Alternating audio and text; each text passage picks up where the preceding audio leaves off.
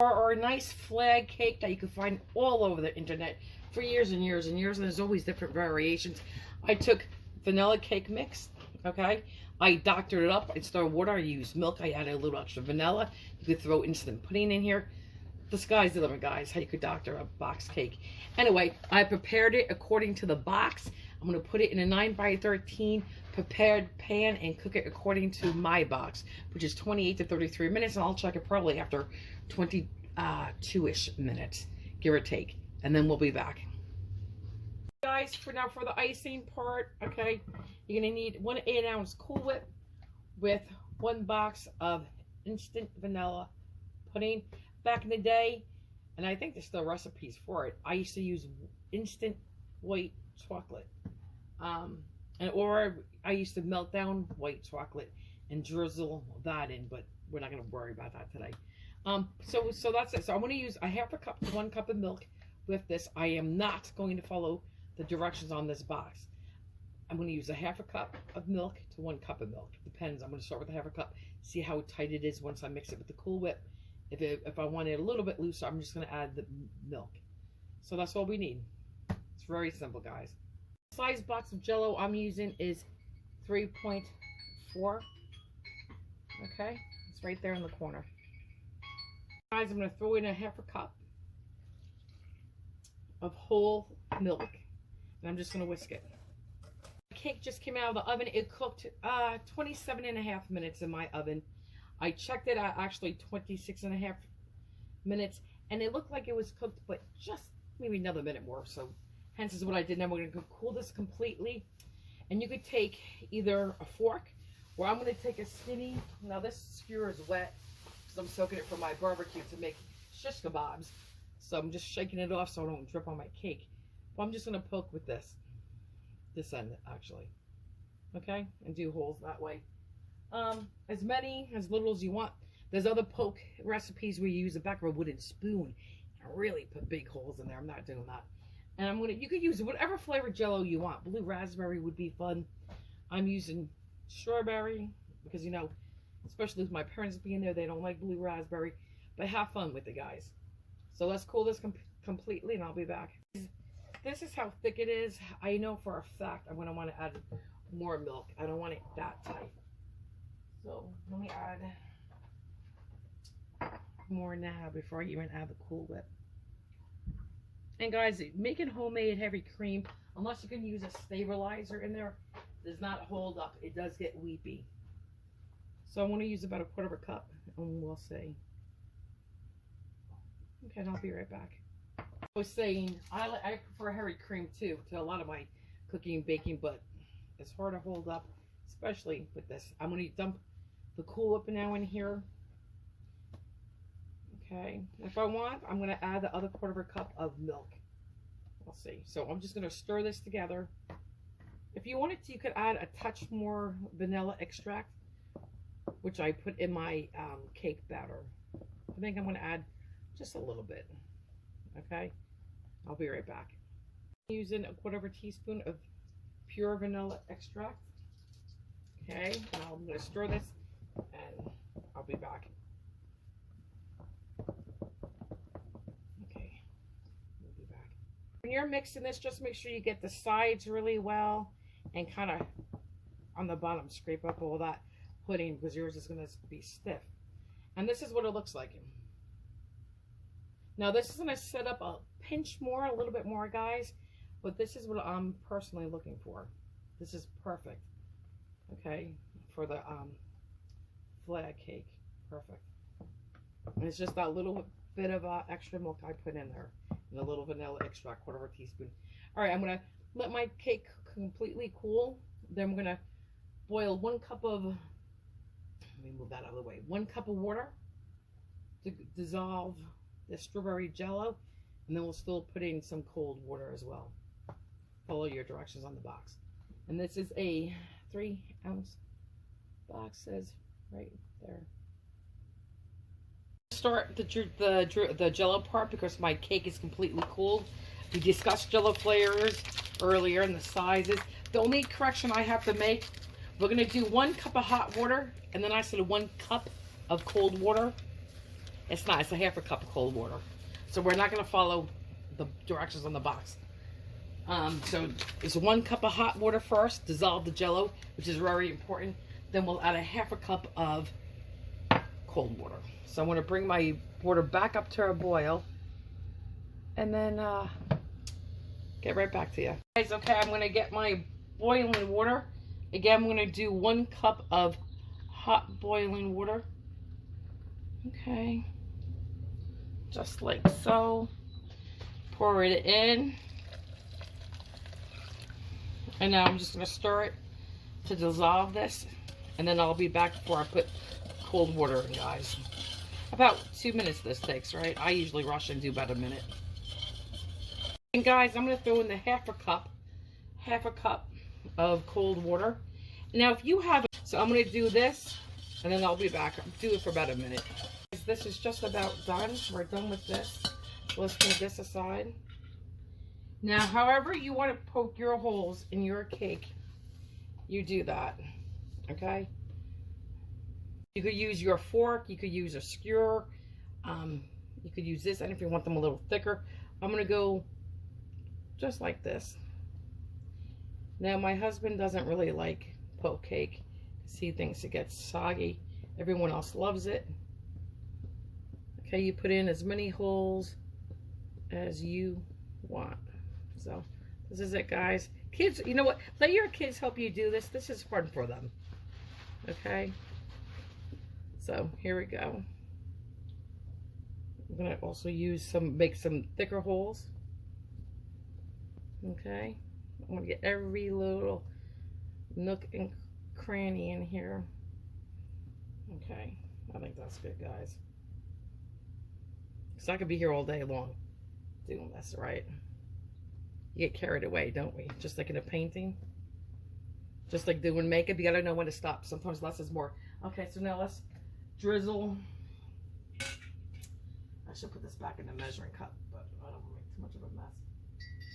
So we're just gonna use this and pour it right over the cake. You want to try to get it into the holes. Okay, just like this.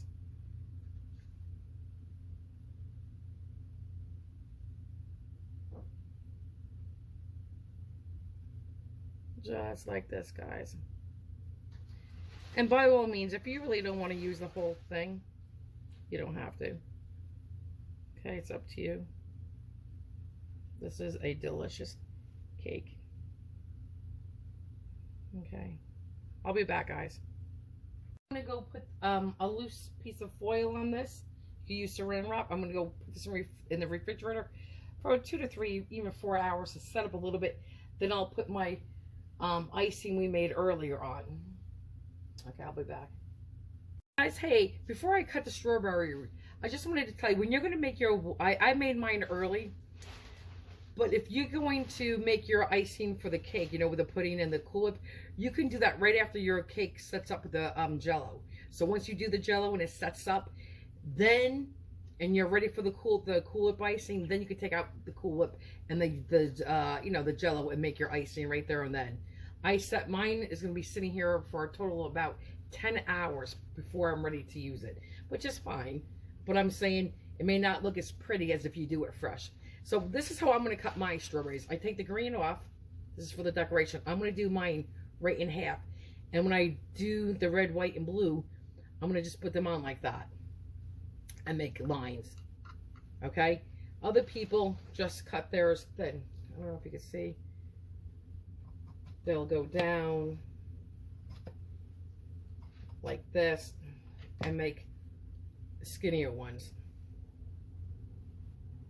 Okay, this one broke. Hang on. Let me finish cutting completely through it. Like this. And they'll just make thinner slices.